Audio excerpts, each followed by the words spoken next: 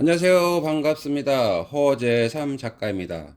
오늘 여러분들께 소개해드릴 책은 피터 버고지언과 제임스 린지가 공저한 어른의 문답법이란 책을 소개해드리도록 하겠습니다. 먼저 차례를 보겠습니다. 1장 기본 품격 있는 대화의 7가지 원리. 2장 초급 생각의 변화를 이끄는 9가지 방법. 3장 중급 상대의 마음을 읽는 7가지 방법. 4장 상급 논쟁적 대화를 풀어나가는 5가지 기술. 5장 전문가 생각이 닫힌 사람을 상대하는 6가지 기술. 6장 달인 인연과 대하는 2가지 핵심 기술. 네, 이렇게 1장부터 6장까지 기본적인 대화로부터 달인이 되기까지 이런 내용을 상세하게 적어놨습니다. 그럼 본문으로 들어가 보겠습니다. 모든 건 기본에 달려있다. 복잡하고 화려한 발레 동작도 발레의 기본 기술 위에서 이루어진다. 모든 전문 기술은 탄탄한 기본에서 비롯된다. 원활한 대화 역시 하나의 기술이다. 이 또한 지식과 연습이 필요한 일이기에 일단 기본 원리부터 배워야 한다. 기본이 몸에 익히면 나중엔 의식적으로 생각하지 않아도 저절로 능력이 발휘된다. 하지만 기본이 갖추어져 있지 않으면 계속 대화가 틀어지고 결국 관계가 경색될 수밖에 없다. 예의 있는 대화의 기본은 한마디로 상대를 적이 아니라 협상 상대로 보는 자세다. 견해차가 큰 대화를 할 때 특히 중요한 점이다. 그러려면 내 목표를 알고 상대 의도를 너그럽게 해석해야 한다.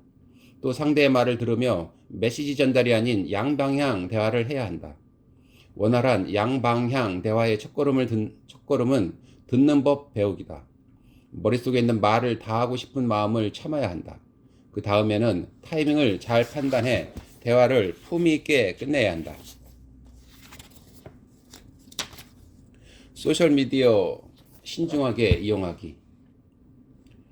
우리 두 저자는 소셜미디어에서 실수를 숱하게 했다. 이를테면 이런 트윗을 작성한 적이 있다. 게이여서 자랑스럽다는 말은 이해가 안 된다. 노력하여 이루어지지 않은 무언가가 어떻게 자랑스러울 수 있나.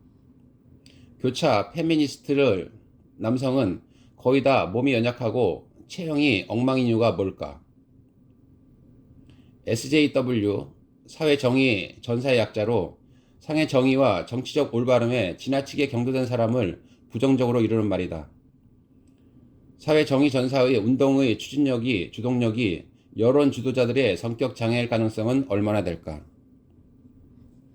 소셜미디어에 도발적 질문을 올리고 예의 있는 논의를 기대하는 건 순진함을 넘어 아둔한 짓이다. 우리 둘도 그랬음을 고백한다. 도발과 예의는 소셜미디어 세계에서 물과 기름처럼 섞이지 않는다. 위에 도발을 벌인 결과 의도했던 목적을 이루지 못한 것은 물론 정반대의 역효과만 일어났다. 우리는 완전히 꼴통으로 취급받았다. 소셜미디어에서는 전투적 대화를 피하자. 이 책에 소개된 근거 기반 대화 방법 및 전략이 대면 대화에 잘 적용될 수 있다는 사실은 다양한 문헌을 통해 입증되어 있다.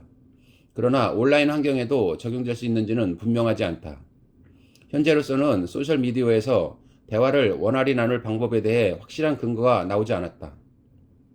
그러니 예민한 문제는 절대로 꼭 필요한 경우에만, 그리고 생산적으로 논의할 방법에 대해 확실한 근거가 밝혀진 다음에 비로소 논의할 것을 강력히 권한다. 소셜미디어상의 대화는 유익한 점도 있을 수 있고 실시간으로 반응하지 않아도 되는 등 장점도 있을 수 있다. 하지만 소셜미디어상에서는 안 그래도 까다로운 논의가 한층 더 까다로워진다. 소셜미디어에서 논쟁을 벌이거나 도발적인 글을 공유하면 어떻게 될까? 한 가지 결과만은 확실하다. 인간관계가 망가지고 안 그래도 험악한 소셜미디어 환경을 더 험악하게 만드는데 일조할 게 틀림없다. 우리 인간은 대면 대화를 하도록 진화했다. 상대를 직접 마주보고 대화하면 어조라든가 몸짓이나 표정을 대개 쉽게 읽을 수 있다. 무척 중요한 신호들이지만 글로 의사소통할 때는 모두 사라져버린다. 물론 장점도 있겠지만 내용의 깊이가 얇아지는 등 단점이 더 크다. 글로 쓴 주장은 상당히 다양하게 해석될 여지가 크다. 어조만 들었어도 오해의 소지가 해소되었을 만한 경우가 많다. 예컨대 비문화법, 반어법은 글로 구사했을 때 알아차리기가 특히 어렵다. 그래서 일각에서는 반어법을 표현하는 구두점을 도입하려는 시도까지 있었다. 그런가 하면 말은 강세에 따라서도 의미가 달라진다. 가령 나는 그게 불공평한 것 같은데? 라고 할 때 나는에 강세를 넣어서 말하면 다른 사람은 모르겠지만 나는 개인적으로 그렇게 생각한다는 뜻이 되고, 그게 강세를 넣으면 다른 점은 모르겠지만 그 점이 불공평해 보인다는 뜻이 된다. 말로 들었을 때는 뉘앙스 차이가 명백하지만 글로 읽었을 때는 짐작으로 판단할 수밖에 없다. 잘못 짐작하면 대화가 엉뚱하게 흘러가서 무의미한 논쟁이 불붙을 수 있다. 그래서 글을 통한 의사소통은 설령 사적인 대화라 해도 어려운 점이 있다. 그런데 소셜미디어는 기본적으로 공적인 매체다. 공개된 토론장에 올린 대화는 복잡하고 역동적인 관계를 유발하므로 두 사람 간의 사려 깊은 대화로만 끝나는 경우가 드물다. 글로만 의사소통한다는 것 자체가 목소리의 가락과 장단, 그리고 몸짓이 느껴지지 않는 한계가 있는데, 소셜미디어상의 대화는 웬만한 문자소통보다 한층 더 어렵다. 설상가상으로 소셜미디어는 플랫폼마다 특유의 인프라로 인해 나름의 어려움이 가른다. 가령 트위터는 트윗당 140자 제한이 있고 내용이 거의 완전한 공개 상태가 된다. 한마디로 정리하겠다. 트위터에서는 그냥 논쟁하지 않는 걸 원칙으로 하자. 트위터는 수많은 관객을 앞에 두고 무대에 서서 아주 짧은 문장으로만 말하는 것과 같다. 관계 속에 섞인 시비꾼들에게 일일이 반응할 필요가 없다. 꼭 논쟁에 끼어야겠으면 답글을 2번까지만 달고 끝내자. 매체 특성상 섬세한 입장 표명이 어렵기 때문이다. 원한다면 3번째 글로 이 원칙을 설명하면서 이메일이나 기타 사적인 매체로 토론을 이어가자고 제안한다. 페이스북은 트위터보다 더 개인적인 인맥 중심으로 짜인 구조다. 다시 말해 아는 사람 누구든 불쑥 찾아올 수 있는 친척 모임과 비슷하다. 그런 자리에서 보통 어떻게 행동하는가? 아마 대학 친구와 어떤 성적 패티시즘이 도덕적으로 문제가 있느냐 없느냐를 놓고 머리 터지게 싸우는 모습을 할머니나 직장 동료에게 보이고 싶지는 않을 것이다. 소셜미디어는 플랫폼마다 인프라가 달라서 특정한 관객층에 어필하게 되어 있다. 내가 나를 어떻게 할 수가 없어서 진짜 꼭 감정을 분출해야겠다면 관객의 성격을 잘 생각하고 보자. 소셜미디어 간에 2가지만 유념하자. 첫째, 소셜미디어에 올리는 글은 보통 자기 생각을 바로잡아 달라고 올리는 글이 아니다. 그런 곳에 글을 올리는 목적은 대개 자기 생각을 확인받기 위함이다. 뭔가를 보고 분개한 사람은 남들도 함께 분개해 주기를 바라면서 공유한다. 어떤 견해를 자기 개인 페이지에 올릴 만큼 그 견해에 동조하는 사람이라면 그 견해를 남들에게도 알리려는 것이지 비판을 청하는 것은 아닐 것이다. 한편 페이스북에 어떤 글이 올라왔는데 내 생각과 맞지 않으면 우리는 인지부조화를 겪는다. 인지부조화란 어떤 정보가 자신의 세계관과 맞지 않을 때 일어나는 불편한 감정이다. 인지부조화를 느끼면 상대방의 생각을 바로잡아주고 싶은 마음이 든다. 더 나아가 잘못된 추론을 고쳐주면 상대방에게도 좋을 것이라는 생각마저 들지 모른다.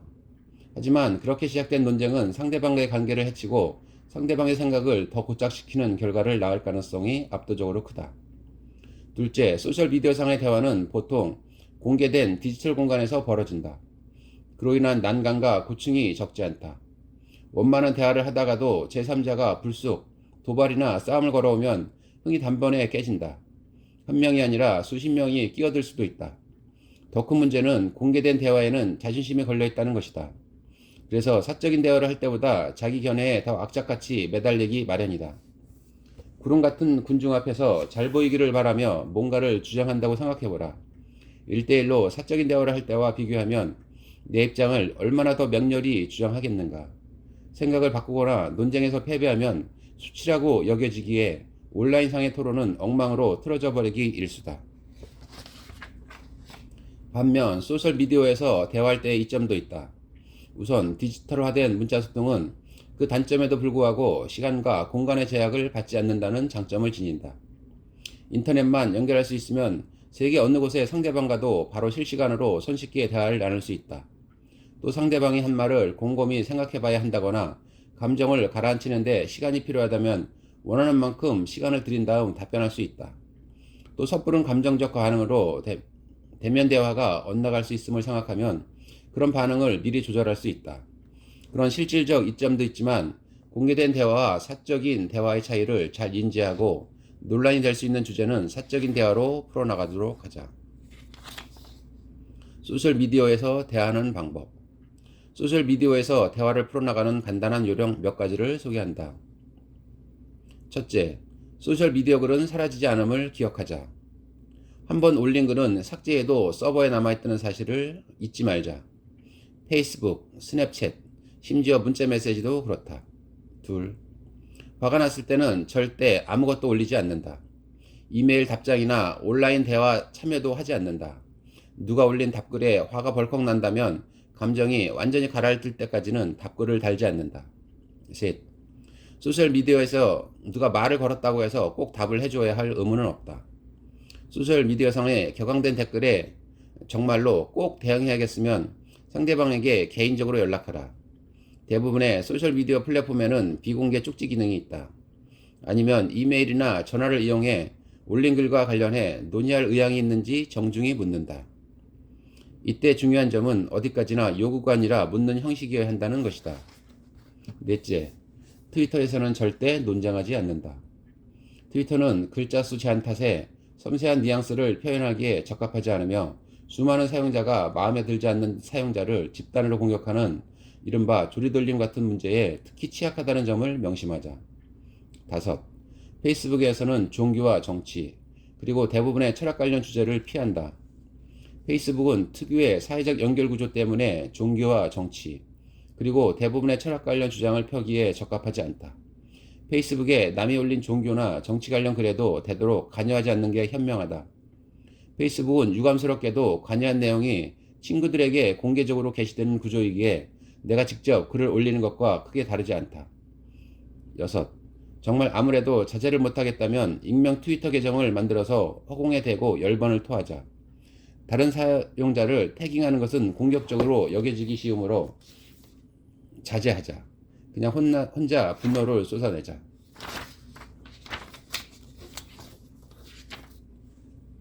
타인의 믿음에 개입하려면 기본 기술을 사용할 때보다 더 많은 훈련과 기교가 필요하다. 그렇지만 어렵게 생각할 필요는 없다. 이 장에서 배울 기술을 활용하면 상대방의 생각을 더 효과적으로 변화시킬 수 있지만 그러려면 앞에서 다룬 내용을 얼마나 확실히 체득했느냐가 중요하다. 다시 말해 지금까지 배운 모든 기술을 이 장에서 배울 중국 기술과 하나로 융합해야 한다. 이 장에서 소개할 기법들 가운데 일부는 감정의 영역에 속해서 따지고 옹호하고 바로잡아주고 싶은 본능적 충동을 이겨낼 필요가 있다. 그런가 하면 어떤 기법은 감정의 영역 밖에서 지적인 판단을 해야 한다. 상황을 판단해 적절히 대응할 필요가 있다.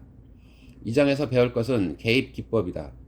상대방의 인지에 개입해 믿음을 수정하도록 이끄는 전략을 배운다. 이미 언급했듯이 그 중엔 내 감정을 절제해야 하는 상황도 있다.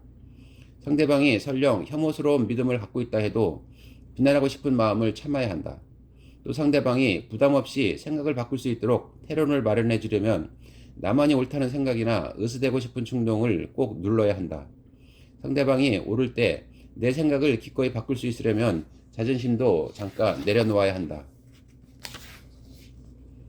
이 장에서 소개하는 기법 가운데는 지적인 기교가 필요한 것도 있다. 그중 간단한 기법은 숫자 척도를 이용해 개입 성과를 수치로 나타내 보는 것이다. 숫자는 쟁점을 명확히 하고 더 나아가 상대방의 믿음을 바꾸는 데 도움이 된다. 그러나 인위적이거나 조작적인 느낌을 줄 수도 있기 때문에 이 기법을 잘 활용하려면 초급 기법보다 더 세련된 기교가 필요하다. 대화의 프레임을 그 자리에서 바꾸어 대화를 원활히 끌고 가는 기법은 듣기와 배우기 기법을 잘 융합해야 하며 요령도 좀 필요하다. 또 어떤 사실이 내 전문 분야 바뀜을 인정하는 태도도 중요하다. 그러려면 무지를 감추려는 허세를 버려야 한다. 모르는 것을 모른다고 당당히 인정할 수 있어야 한다. 내 생각 바꾸기. 피터가 호주에서 순회 강연 중에 어떤 문제를 놓고 치열한 대화를 나눈 일이 있었다. 국영 라디오 방송국이 종교 관련 주제를 다룰 때 어떤 윤리를 지켜야 하느냐 하는 것이었다. 한 젊은 남성이 다소 평범한 주장을 내놓았다. 보도가 어느 한쪽으로 편향될 가능성이 있지만 그에 대한 안전장치가 있는지 의심스럽다고 했다. 그러자 놀랍게도 남성과 반대되는 의견을 갖고 토론하던 여성이 이런 말을 했다. 그런 생각은 못했네요. 그 말이 맞는 것 같아요. 네, 맞아요. 피터도 그 남성도 깜짝 놀랐다. 긴 정적이 이어졌다. 긴 정적은 대개 곰곰이 생각하고 있다는 의미이고 생각이 바뀔 가능성을 암시한다. 그렇다면 대화는 성공이다. 대화 중에 언제든지 내 생각이 틀렸음을 깨달으면 지금 생각하니 제 생각이 틀렸을 수도 있겠네요. 생각이 바뀌었습니다. 라고 말해보자. 그런 일은 좀처럼 일어나지 않기에 상대방은 아마 깜짝 놀랄 것이다. 여기엔 물론 주의할 점이 있다. 그런 말은 반드시 진심을 담아서 해야 한다. 그러므로 생각이 바뀌었다는 말은 일종의 초대인 셈이다. 먼저 믿음을 수정하는 본보기를 보인 것이니 상대방도 그렇게 하기를 권유하는 초대다. 이런 라포를 형성하는 최강의 방법이기도 하다. 그런 말을 하는 사람을 싫어할 사람은 없다고 봐도 좋을 것이다. 예를 들어 오토바이 운전자가 헬멧을 쓰건 말건 그건 정부가 간섭할 일이 아니라는 게 여러분의 생각이라고 하자. 사고가 나면 헬멧을 쓰지 않아 피해를 볼 사람은 본인뿐이므로 그건 본인이 알아서 할 일이라는 논리다. 그런데 상대방이 이런 얘기를 한다. 헬멧 의무 착용법을 폐지하면 세금으로 운영되는 국가 의료보험 지출액이 큰 폭으로 늘어날 것이다. 다시 말해 오토바이 운전자가 헬멧을 쓰지 않기로 하는 선택은 본인뿐 아니라 타인에게도 피해를 준다. 즉 납세자 전체, 그리고 가족, 친구, 동료, 고용주 등 그 사람과 직간접적으로 연결된 모든 사람이 피해를 본다. 여러분이 그 말을 듣고 설득되어 헬멧 의무 착용법에 대해 다시 생각해보고 싶어졌다고 하자. 그럼 이렇게 말하자. 와, 그 말이 맞을 수도 있겠네요. 다시 생각해 봐야겠어요. 다스리기. 1970년부터 감정에 관한 연구를 선도해온 심리학자 폴 에크맨은 분노를 낳는다라고 했다. 분노는 사람의 마음속에서 그리고 두 사람 사이에서 순환하며 증폭되기 쉽다는 뜻이다. 그래서 대화 참여자 중 한 명이라도 화를 내면 상황은 대부분 악화한다. 화를 터뜨리면 그 파장은 대화가 엉망이 되는데 그치지 않는다. 인간관계가 틀어지며 친구를 잃고 심지어 신체적으로 위험한 상황이 초래될 수도 있다. 대화 상대 혹은 대화 그 자체에 따라서 답답하거나 화나거나 경로가 치밀 수도 있다. 만약 어른스럽게 행동하기 어려울 만큼 심기가 불편해지면 그냥 대화를 끝내고 자리를 피하는 것이 좋다. 화가 치밀 때 입을 열면 평생 후회할 말을 남기게 된다는 말도 있다. 화를 피하거나 이겨내려면 나 자신과 대화 상대의 화를 알아차려야 한다. 빨리 알아차릴수록 좋다. 다행히 화를 원만히 다룰 방법이 몇 가지 있다. 의견이 갈리는 대화를 할 때는 분노의 작동 원리를 아는 게 특히 중요하다. 화는 답답함 아니면 불쾌함에서 기인할 때가 많다. 답답함은 무언가를 하려고 하는데 자꾸 가로막혀서 화가 나는 것이다. 이를테면 상대방의 생각을 바꾸거나 내 말을 제대로 듣고 이해하게 하고 싶은데 잘 안 될 때다. 그러다가 무언가가 신경을 건드리면서 나도 모르게 분노가 폭발한다. 답답함이나 불쾌함이 고의로 초래됐다 싶으면 더 화가 난다. 그러니 더욱 상대방의 의도가 선하다고 간주하는 원칙을 잊지 않도록 하자. 대화 분위기가 격앙될 때는 기억하기 어려운 사실이기는 하지만 말이다. 에크먼은 다음과 같이 말했다. 분노는 뭔가를 바꿔야 한다는 신호다. 제대로 바꾸려면 분노의 원인을 알아야 한다. 분노가 일었을 때 우리는 대화의 방향을 틀어야 한다. 쟁점을 밀어붙이지 말아야 한다. 그렇다. 바뀌는 사람은 나 자신이어야 한다. 설령 화난 사람이 상대방이라 해도 그렇다. 완전히 틀린 사람이 내가 아닌 상대방이어도 마찬가지다. 우리가 통제할 수 있는 사람은 남이 아니라 나 자신뿐이기 때문이다.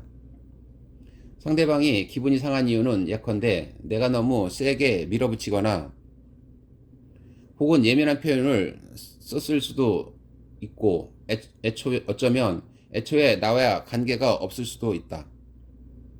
어쨌거나 대화에 화가 스며들었다면 이미 뭔가가 잘못된 게 틀림없다. 화에 관한 4가지 사실. 화와 관련하여 다음 4가지 사실을 알아두자. 첫째, 화는 판단력을 흐리고 대화를 엇나가게 한다. 화는 우리를 신경계의 노예로 만든다. 모든 감정, 특히 화는 지식과 믿음과 정보를 접수하고 처리한 능력을 떨어뜨린다. 그래서 화가 나면 예의를 유지하기 어렵다. 둘째, 화는 자신을 정당화하려는 성향이 있다.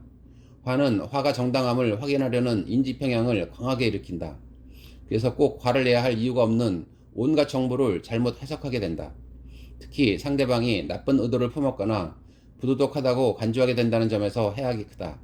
이를테면 저 사람은 내 기분을 나쁘게 하려고 일부러 저런 말을 하고 있다 라고 지레짐작하게 된다. 셋째, 화를 비롯한 모든 감정에는 이른바 불운기가 따른다. 불운기에는 신경계의 작용과 일시적 감정 편향으로 인해 정보 처리 능력이 크게 떨어진다. 불운기는 지나갈 때까지 기다리는 수밖에 없다. 불운기는 감정이 강할수록 오래가며 짧게는 몇 초에서 길게는 몇 분이나 몇 시간까지 갈 수 있다. 넷째, 화의 원리를 알면 피할 수 있다. 화의 작동 원리를 알고 의식적으로 화를 피함으로써 대화와 삶에서 분노의 폐해를 최소화할 수 있다. 대화 중 하지 말아야 할 행동. 위의 네 가지 사실에서 다음과 같은 수칙을 도출할 수 있다. 첫째, 화를 화로 받지 않는다. 다시 말해 상대방이 화를 내면 똑같이 맞대응하며 화를 터뜨리지 않는다. 특히 인신공격을 받았을 때 절대 대받아치지 않는다. 상대방이 나를 모욕하면 모욕으로 응수하지 않는다. 그러면 상황은 악화할 뿐임을 기억한다. 둘째, 탓하지 않는다. 특히 격론 중에 상대방을 뭐라고 판단하거나 악화된 상황을 상대방의 탓을 돌리지 않는다. 난 잘 얘기해보자는 건데 왜 그렇게 화를 내? 라고 말하지 않는다. 그런 말은 대화가 딴 길로 빠진 것을 상대방의 탓으로 돌리는 행동이며 테러를 만들어주는 자세와 거리가 멀다. 셋째, 상대방의 의도나 동기 또는 화난 원인은 나쁜 쪽으로 짐작하지 않는다. 화난 이유는 본인이 스스로 말하기 전에는 알 수 없다. 상대방이 화를 내는 대상은 나 또는 내가 한 말일 수도 있고 대화의 전반적인 주제일 수도 있고 자신이나 자신의 반응일 수도 있으며 현재 대화와 전혀 상관없는 어떤 것일 수도 있다. 넷째, 안전의 위험을 느끼면 대화를 굳이 이어가지 않는다. 필요하면 구실을 내세워 먼 곳으로 자리를 피한다. 대화 중 해야 할 행동. 대화 중 해야 할 행동에 관해 알아보자. 첫째, 관찰한다. 나 또는 상대방에게서 분노의 조짐이 나타나지 않는지 살핀다.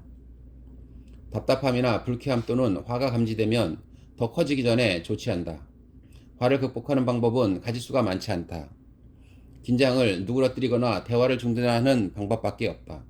때에 따라서는 답 몇 분만 지나도 불운기가 지나가고 감정이 가라앉아 더 생산적이고 예의 있게 대화에 임할 수 있다. 감정을 가라앉히는 방법은 몇 가지가 있다. 화제를 바꾸거나 대화의 프레임을 바꾸거나 상대방의 선의를 간주하고 거기에 집중하는 것이다. 둘째, 침묵한다.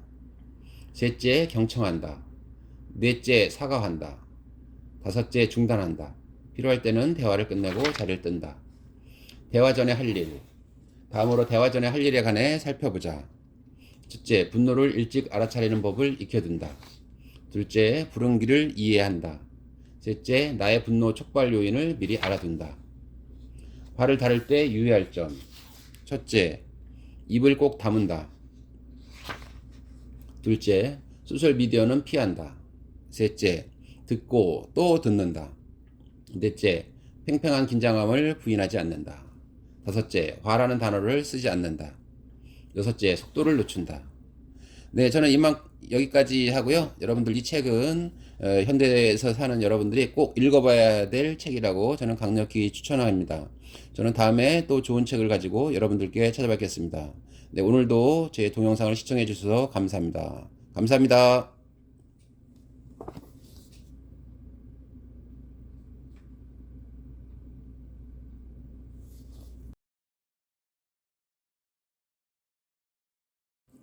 안녕하세요. 반갑습니다. 허재삼 작가입니다. 오늘 여러분들께 소개해드릴 책은 피터 버고지언과 제임스 린지가 공저한 어른의 문답법이란 책을 소개해드리도록 하겠습니다. 먼저 차례를 보겠습니다. 1장 기본 품격 있는 대화의 7가지 원리. 2장 초급 생각의 변화를 이끄는 9가지 방법. 3장 중급 상대의 마음을 읽는 7가지 방법. 4장 상급 논쟁적 대화를 풀어나가는 5가지 기술. 5장 전문가 생각이 닫힌 사람을 상대하는 6가지 기술. 6장 달인 이념과 대화는 두 가지 핵심 기술. 네, 이렇게 1장부터 6장까지 기본적인 대화로부터 달인이 되기까지 이런 내용을 상세하게 적어놨습니다. 그럼 본문으로 들어가 보겠습니다. 모든 건 기본에 달려있다. 복잡하고 화려한 발레 동작도 발레의 기본 기술 위에서 이루어진다. 모든 전문 기술은 탄탄한 기본에서 비롯된다. 원활한 대화 역시 하나의 기술이다. 이 또한 지식과 연습이 필요한 일이기에 일단 기본 원리부터 배워야 한다. 기본이 몸에 익히면 나중엔 의식적으로 생각하지 않아도 저절로 능력이 발휘된다. 하지만 기본이 갖추어져 있지 않으면 계속 대화가 틀어지고 결국 관계가 경색될 수밖에 없다. 예의 있는 대화의 기본은 한마디로 상대를 적이 아니라 협상 상대로 보는 자세다. 견해차가 큰 대화를 할 때 특히 중요한 점이다. 그러려면 내 목표를 알고 상대 의도를 너그럽게 해석해야 한다. 또 상대의 말을 들으며 메시지 전달이 아닌 양방향 대화를 해야 한다. 원활한 양방향 대화의 첫걸음은 듣는 법 배우기다. 머릿속에 있는 말을 다 하고 싶은 마음을 참아야 한다. 그 다음에는 타이밍을 잘 판단해 대화를 품위 있게 끝내야 한다. 소셜미디어 신중하게 이용하기. 우리 두 저자는 소셜미디어에서 실수를 숱하게 했다. 이를테면 이런 트윗을 작성한 적이 있다. 게이여서 자랑스럽다는 말은 이해가 안 된다. 노력하여 이루어지지 않은 무언가가 어떻게 자랑스러울 수 있나. 교차 페미니스트를 남성은 거의 다 몸이 연약하고 체형이 엉망인 이유가 뭘까? SJW 사회정의 전사의 약자로 상해정의와 정치적 올바름에 지나치게 경도된 사람을 부정적으로 이루는 말이다. 사회정의 전사의 운동의 추진력이 주동력이 여론 주도자들의 성격 장애일 가능성은 얼마나 될까? 소셜미디어에 도발적 질문을 올리고 예의 있는 논의를 기대하는 건 순진함을 넘어 아둔한 짓이다. 우리 둘도 그랬음을 고백한다. 도발과 예의는 소셜미디어 세계에서 물과 기름처럼 섞이지 않는다. 위에 도발을 벌인 결과 의도했던 목적을 이루지 못한 것은 물론 정반대의 역효과만 일어났다. 우리는 완전히 꼴통으로 취급받았다. 소셜미디어에서는 전투적 대화를 피하자. 이 책에 소개된 근거 기반 대화 방법 및 전략이 대면 대화에 잘 적용될 수 있다는 사실은 다양한 문헌을 통해 입증되어 있다. 그러나 온라인 환경에도 적용될 수 있는지는 분명하지 않다. 현재로서는 소셜미디어에서 대화를 원활히 나눌 방법에 대해 확실한 근거가 나오지 않았다. 그러니 예민한 문제는 절대로 꼭 필요한 경우에만, 그리고 생산적으로 논의할 방법에 대해 확실한 근거가 밝혀진 다음에 비로소 논의할 것을 강력히 권한다. 소셜미디어상의 대화는 유익한 점도 있을 수 있고 실시간으로 반응하지 않아도 되는 등 장점도 있을 수 있다. 하지만 소셜미디어상에서는 안 그래도 까다로운 논의가 한층 더 까다로워진다. 소셜미디어에서 논쟁을 벌이거나 도발적인 글을 공유하면 어떻게 될까? 한 가지 결과만은 확실하다. 인간관계가 망가지고 안 그래도 험악한 소셜미디어 환경을 더 험악하게 만드는데 일조할 게 틀림없다. 우리 인간은 대면 대화를 하도록 진화했다. 상대를 직접 마주보고 대화하면 어조라든가 몸짓이나 표정을 대개 쉽게 읽을 수 있다. 무척 중요한 신호들이지만 글로 의사소통할 때는 모두 사라져버린다. 물론 장점도 있겠지만 내용의 깊이가 얇아지는 등 단점이 더 크다. 글로 쓴 주장은 상당히 다양하게 해석될 여지가 크다. 어조만 들었어도 오해의 소지가 해소되었을 만한 경우가 많다. 예컨대 비문화법, 반어법은 글로 구사했을 때 알아차리기가 특히 어렵다. 그래서 일각에서는 반어법을 표현하는 구두점을 도입하려는 시도까지 있었다. 그런가 하면 말은 강세에 따라서도 의미가 달라진다.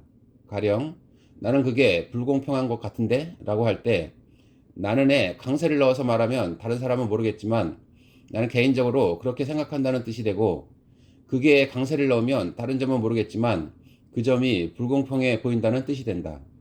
말로 들었을 때는 뉘앙스 차이가 명백하지만 글로 읽었을 때는 짐작으로 판단할 수밖에 없다. 잘못 짐작하면 대화가 엉뚱하게 흘러가서 무의미한 논쟁이 불붙을 수 있다. 그래서 그를 통한 의사소통은 설령 사적인 대화라 해도 어려운 점이 있다. 그런데 소셜미디어는 기본적으로 공적인 매체다.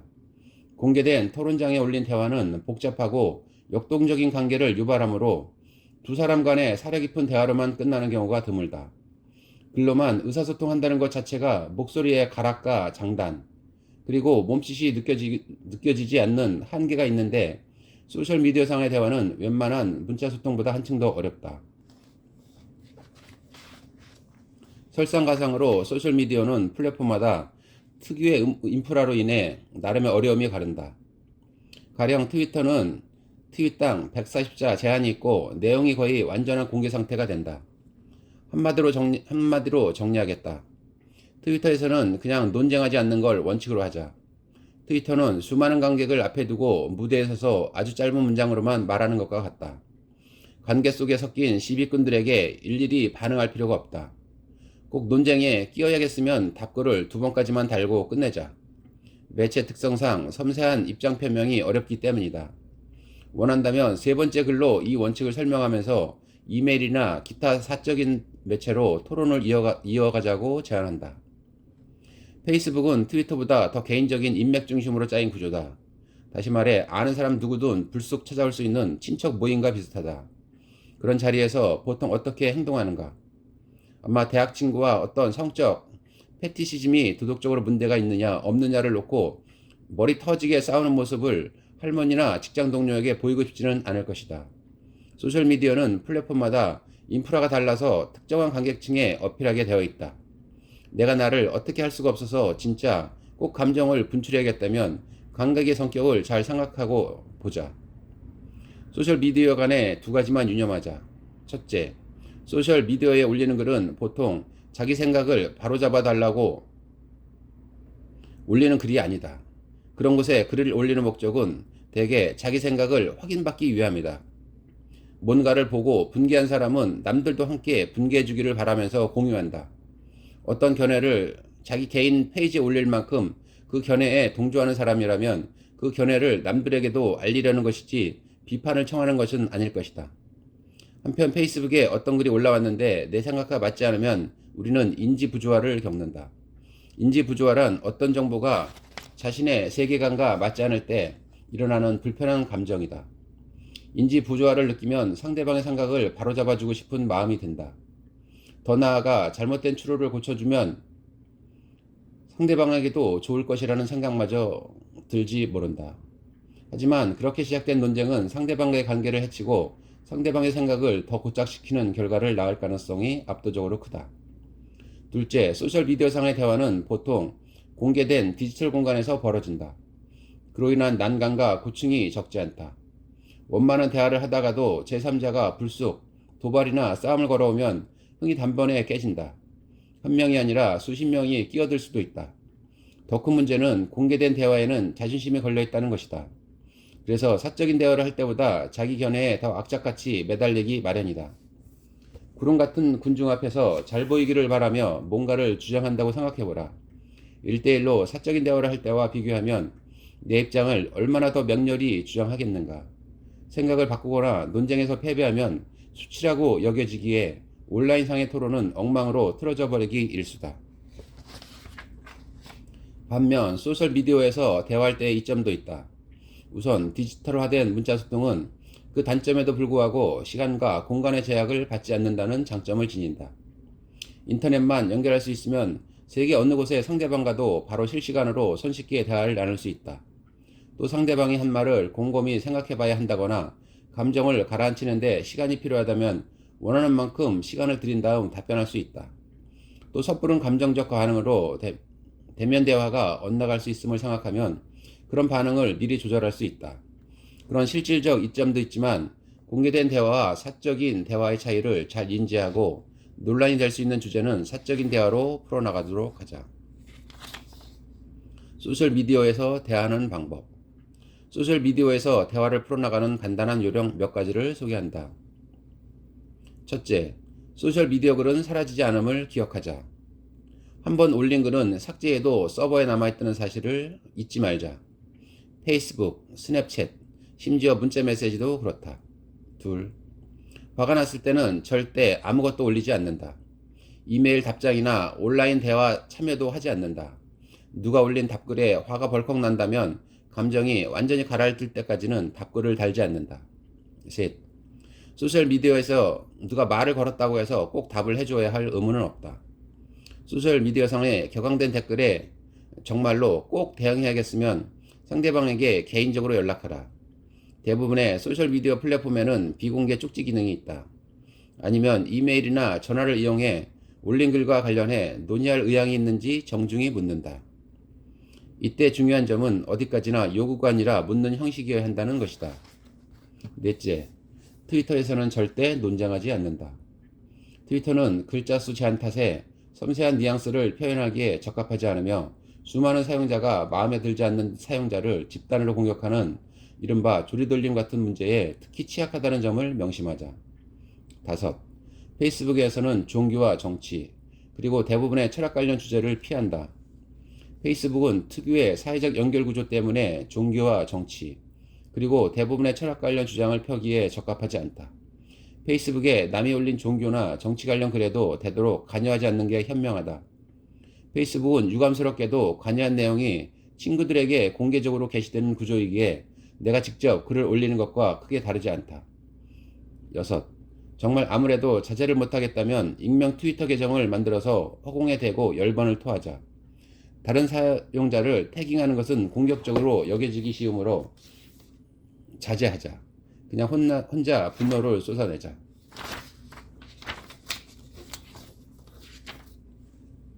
타인의 믿음에 개입하려면 기본 기술을 사용할 때보다 더 많은 훈련과 기교가 필요하다. 그렇지만 어렵게 생각할 필요는 없다. 이 장에서 배울 기술을 활용하면 상대방의 생각을 더 효과적으로 변화시킬 수 있지만 그러려면 앞에서 다룬 내용을 얼마나 확실히 체득했느냐가 중요하다. 다시 말해 지금까지 배운 모든 기술을 이 장에서 배울 중국 기술과 하나로 융합해야 한다.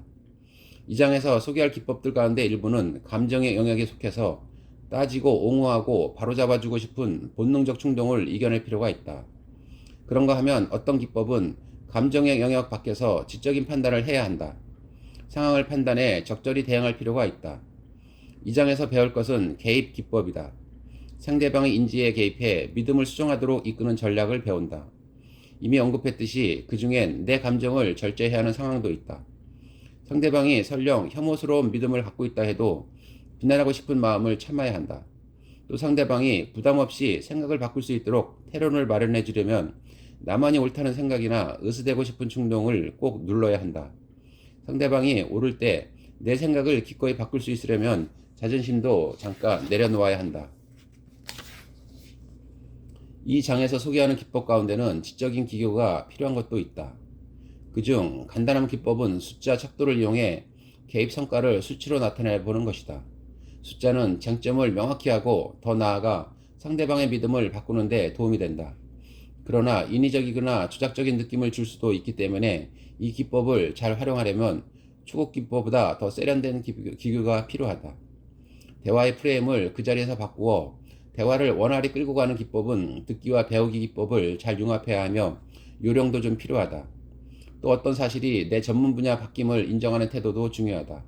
그러려면 무지를 감추려는 허세를 버려야 한다. 모르는 것을 모른다고 당당히 인정할 수 있어야 한다. 내 생각 바꾸기. 피터가 호주에서 순회 강연 중에 어떤 문제를 놓고 치열한 대화를 나눈 일이 있었다. 국영 라디오 방송국이 종교 관련 주제를 다룰 때 어떤 윤리를 지켜야 하느냐 하는 것이었다. 한 젊은 남성이 다소 평범한 주장을 내놓았다.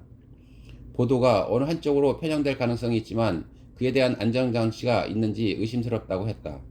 그러자 놀랍게도 남성과 반대되는 의견을 갖고 토론하던 여성이 이런 말을 했다. 그런 생각은 못했네요. 그 말이 맞는 것 같아요. 네, 맞아요. 피터도 그 남성도 깜짝 놀랐다. 긴 정적이 이어졌다. 긴 정적은 대개 곰곰이 생각하고 있다는 의미이고 생각이 바뀔 가능성을 암시한다. 그렇다면 대화는 성공이다. 대화 중에 언제든지 내 생각이 틀렸음을 깨달으면 지금 생각하니 제 생각이 틀렸을 수도 있겠네요. 생각이 바뀌었습니다. 라고 말해보자. 그런 일은 좀처럼 일어나지 않기에 상대방은 아마 깜짝 놀랄 것이다. 여기엔 물론 주의할 점이 있다. 그런 말은 반드시 진심을 담아서 해야 한다. 그러므로 생각이 바뀌었다는 말은 일종의 초대인 셈이다. 먼저 믿음을 수정하는 본보기를 보인 것이니 상대방도 그렇게 하기를 권유하는 초대다. 이런 라포르를 형성하는 최강의 방법이기도 하다. 그런 말을 하는 사람을 싫어할 사람은 없다고 봐도 좋을 것이다.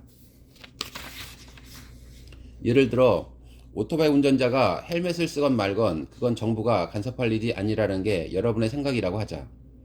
사고가 나면 헬멧을 쓰지 않아 피해를 볼 사람은 본인뿐이므로 그건 본인이 알아서 할 일이라는 논리다. 그런데 상대방이 이런 얘기를 한다. 헬멧 의무 착용법을 폐지하면 세금으로 운영되는 국가 의료보험 지출액이 큰 폭으로 늘어날 것이다. 다시 말해 오토바이 운전자가 헬멧을 쓰지 않기로 하는 선택은 본인뿐 아니라 타인에게도 피해를 준다. 즉 납세자 전체, 그리고 가족, 친구, 동료, 고용주 등 그 사람과 직간접적으로 연결된 모든 사람이 피해를 본다. 여러분이 그 말을 듣고 설득되어 헬멧 의무 착용법에 대해 다시 생각해보고 싶어졌다고 하자. 그럼 이렇게 말하자. 와, 그 말이 맞을 수도 있겠네요. 다시 생각해 봐야겠어요. 화 다스리기. 1970년부터 감정에 관한 연구를 선도해온 심리학자 폴 에크맨은 분노를 낳는다라고 했다. 분노는 사람의 마음속에서 그리고 두 사람 사이에서 순환하며 증폭되기 쉽다는 뜻이다.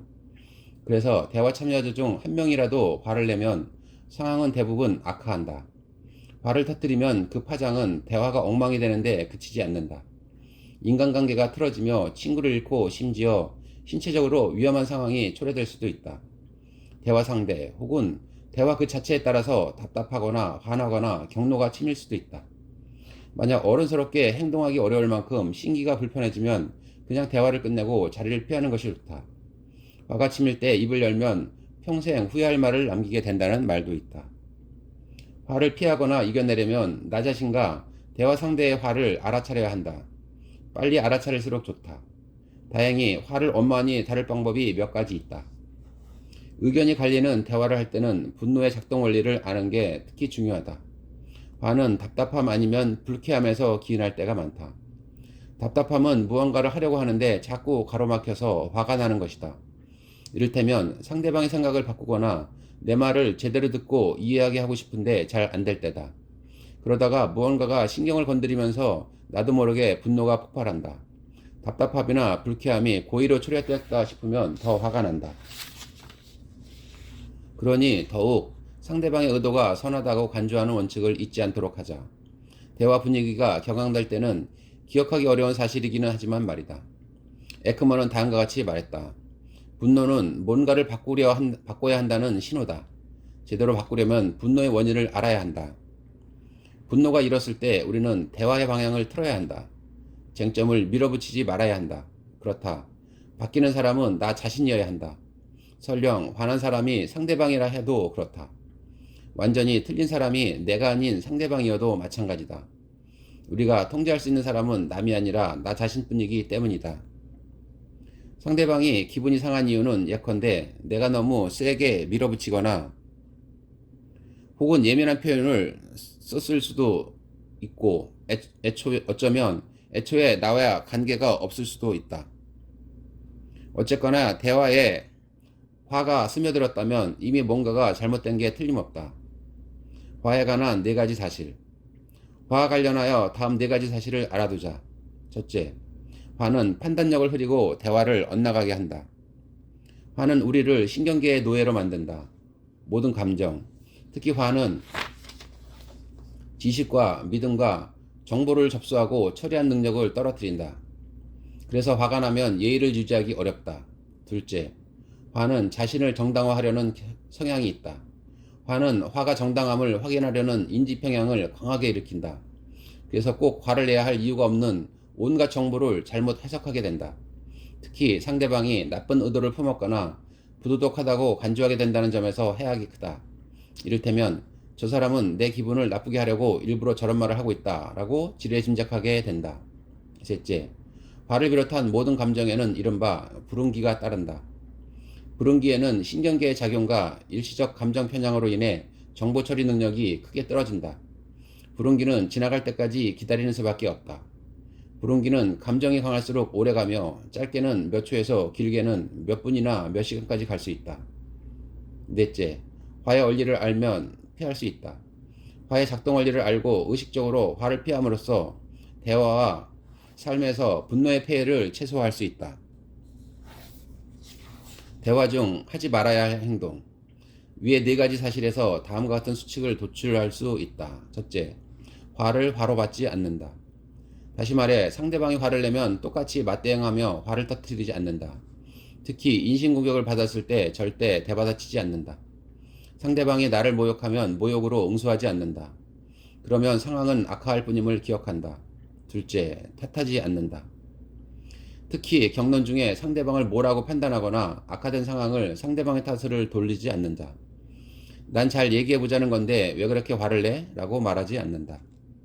그런 말은 대화가 딴 길로 빠진 것을 상대방의 탓으로 돌리는 행동이며 테러를 만들어주는 자세와 거리가 멀다.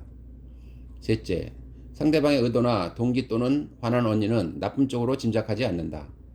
화난 이유는 본인이 스스로 말하기 전에는 알 수 없다. 상대방이 화를 내는 대상은 나 또는 내가 한 말일 수도 있고 대화의 전반적인 주제일 수도 있고 자신이나 자신의 반응일 수도 있으며 현재 대화와 전혀 상관없는 어떤 것일 수도 있다. 넷째, 안전의 위험을 느끼면 대화를 굳이 이어가지 않는다. 필요하면 구실을 내세워 먼 곳으로 자리를 피한다. 대화 중 해야 할 행동. 대화 중 해야 할 행동에 관해 알아보자. 첫째, 관찰한다. 나 또는 상대방에게서 분노의 조짐이 나타나지 않는지 살핀다. 답답함이나 불쾌함 또는 화가 감지되면 더 커지기 전에 조치한다. 화를 극복하는 방법은 가짓수가 많지 않다. 긴장을 누그러뜨리거나 대화를 중단하는 방법밖에 없다. 때에 따라서는 답 몇 분만 지나도 불운기가 지나가고 감정이 가라앉아 더 생산적이고 예의 있게 대화에 임할 수 있다. 감정을 가라앉히는 방법은 몇 가지가 있다. 화제를 바꾸거나 대화의 프레임을 바꾸거나 상대방의 선의를 간주하고 거기에 집중하는 것이다. 둘째, 침묵한다. 셋째, 경청한다. 넷째, 사과한다. 다섯째, 중단한다. 필요할 때는 대화를 끝내고 자리를 뜬다. 대화 전에 할 일. 다음으로 대화 전에 할 일에 관해 살펴보자. 첫째, 분노를 일찍 알아차리는 법을 익혀둔다. 둘째, 불응기를 이해한다. 셋째, 나의 분노 촉발 요인을 미리 알아둔다. 화를 다룰 때 유의할 점. 첫째, 입을 꼭 다문다. 둘째, 소셜미디어는 피한다. 셋째, 듣고 또 듣는다. 넷째, 팽팽한 긴장감을 부인하지 않는다. 다섯째, 화라는 단어를 쓰지 않는다. 여섯째, 속도를 늦춘다. 네, 저는 여기까지 하고요. 여러분들 이 책은 현대에서 사는 여러분들이 꼭 읽어봐야 될 책이라고 저는 강력히 추천합니다. 저는 다음에 또 좋은 책을 가지고 여러분들께 찾아뵙겠습니다. 네, 오늘도 제 동영상을 시청해 주셔서 감사합니다. 감사합니다.